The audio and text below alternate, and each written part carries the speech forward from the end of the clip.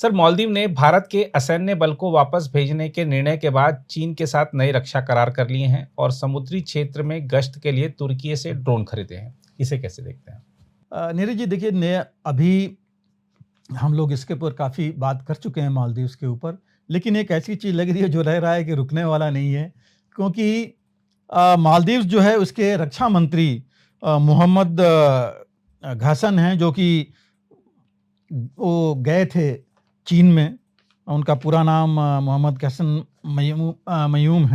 ममून है, जो कि गए हुए थे चीन में, जहाँ पर कि वहाँ वो चीन के जो डिप्टी डायरेक्टर हैं चाइना में, चीन के, उनके ऑफिस में उनके वहाँ मिले। वहाँ पर उन्होंने मिलिट्री कोऑपरेशन पर बात की मेजर जनरल ज़ांग बकोई से, जिसमें मिलिट्री असिस्टेंस की बात हुई है।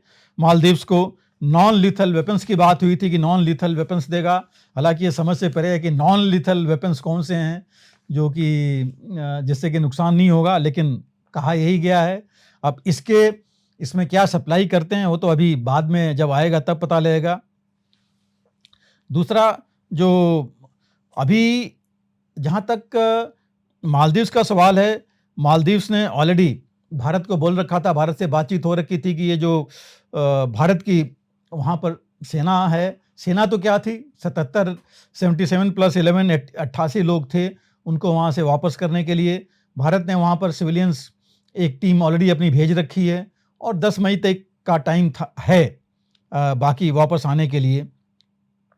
तो इस तरह जो है भारत ने अपनी तरफ से पहल की है उनके साथ, मालदीव्स के साथ। लेकिन चीन और मालदीव्स ने सिर्फ यही नहीं, उन्होंने 21 एग्रीमेंट तो पहले ही साइन किए थे जब मोइज़ू गए थे वहाँ चीन में, और उसके बाद इन्होंने जो अपनी डिस्कशंस थी वो इन्होंने बेसिकली स्ट्रेटजिक और मिलिट्री सब्जेक्ट्स पर की हैं।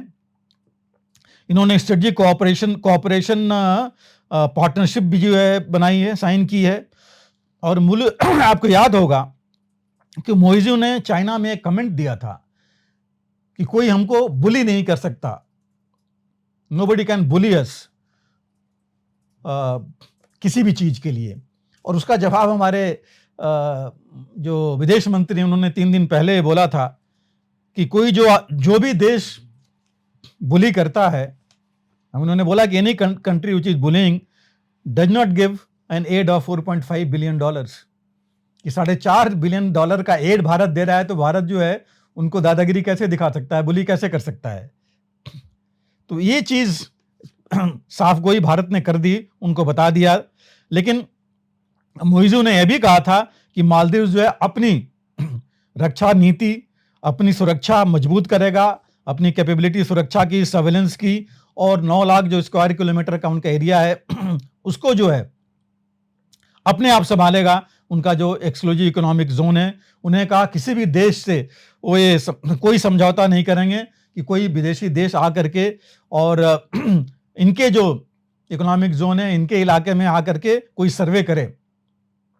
हालांकि ये कहने के बाद इन्होंने 5 फरवरी को बोला था, और उसके बाद वो चीन की जो स्पाई शिप है वो इनके आई थी, उसको उन्होंने आने दिया, जो शियांग यांग हांग जो इनकी स्पाई शिप है चीन की।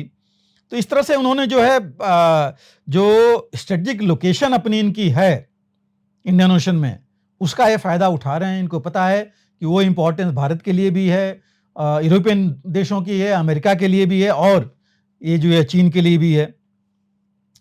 जो इन्होंने एग्रीमेंट्स किए हैं चीन के साथ, उसमें कोई ट्रांसपेरेंसी नहीं है। टर्की से उन्होंने देखिए अभी डील साइन की है, $3.7 मिलियन से वो ड्रोन्स खरीद रहे हैं। बैक्टर TB2 बेकर जो उनकी कंपनी है उसके ड्रोन्स ले रहे हैं। तो ये जो है उन्होंने एक ड्रोन बेस ऑलरेडी बनाया है, बना रहे हैं, इंप्रूव कर रहे हैं वहाँ पर मजोआ में।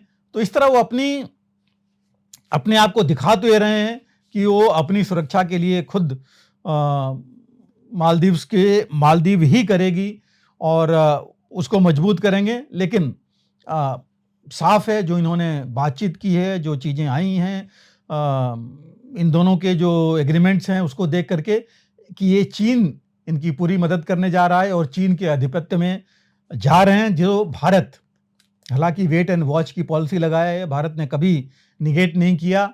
और भारत हमेशा चाहता है कि मालदीव्स की जो जिस तरह से मालदीव की सुरक्षा थी, जो मालदीव्स के लोग का जिस तरह भारत के लोगों के साथ आपस में व्यवहार था, मेल मिलाप था, वो जारी रहे और उसमें भारत कोई कमी नहीं करेगा और नहीं कर रहा है। और कभी ना कभी ये है कि जरूर कि मोइज़ू या उनकी जो अभी सरकार है वो समझेगी कि लोग उनको समझाएंगे कि भारत के साथ मिलकर चलने में उनका ही फायदा है।